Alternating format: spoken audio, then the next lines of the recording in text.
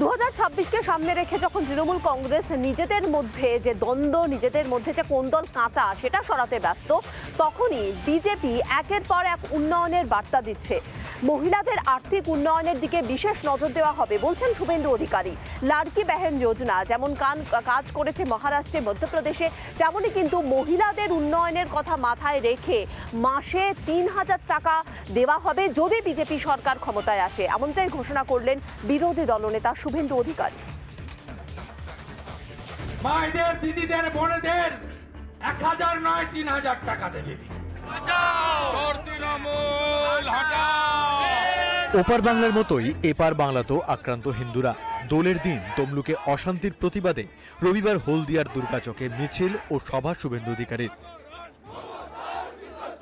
1951 census বাংলার হিন্দু জনসংখ্যা 85%, আজকে 67। থাকবেন তো? ধর্ম রক্ষার এই লড়াই আমাদের জিততে হবে। তবে শুধু হিন্দুদের একতার বার্তাই নয়, বাংলার মা বোনেদের সার্বিক আর্থিক উন্নতিও নিশ্চিত করার প্রতিশ্রুতি দিলেন বিরোধী দলনেতা। পাশাপাশি বাংলাকে এগিয়ে নিয়ে যেতেও একগুচ্ছ পরিকল্পনা গেরুয়া শিবিরের।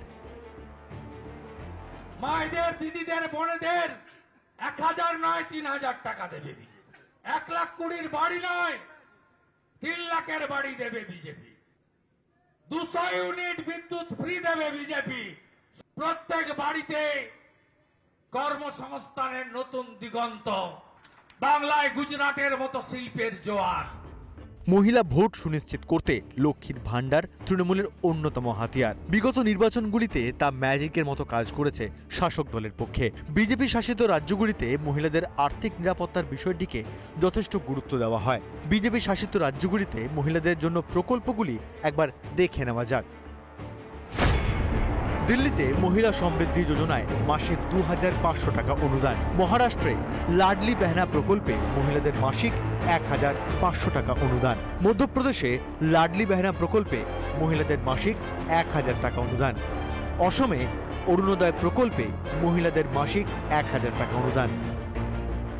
26-এর দামামা বেজে গিয়েছে। ঐক্যবদ্ধ হিন্দু ও বাংলার মা বোনেরাই পারবে বাংলায় উন্নয়নের সরকার করতে। তবে শুধু মহিলাদের ভাতা নয়, বিজেপি বিপুল কর্মসংস্থানেরও সুযোগ করবে বলে দাবি বিরোধী দলনেতার। চাকরি না দিয়ে হাতে ভাতা ধরিয়ে দেওয়া তৃণমূল সরকারকে এবার কি ছুঁড়ে ফেলবে বাংলার মানুষ? রিপাবলিক বাংলা। নানা ধরনের কন্টেন্ট দেখার জন্য লাইক করুন, শেয়ার করুন আমাদের ফেসবুক পেজ, সাবস্ক্রাইব করুন আমাদের ইউটিউব চ্যানেল। পাশাপাশি অন্যান্য ব্রেকিং নিউজের জন্য অবশ্যই চোখ রাখুন রিপাবলিক বাংলায়।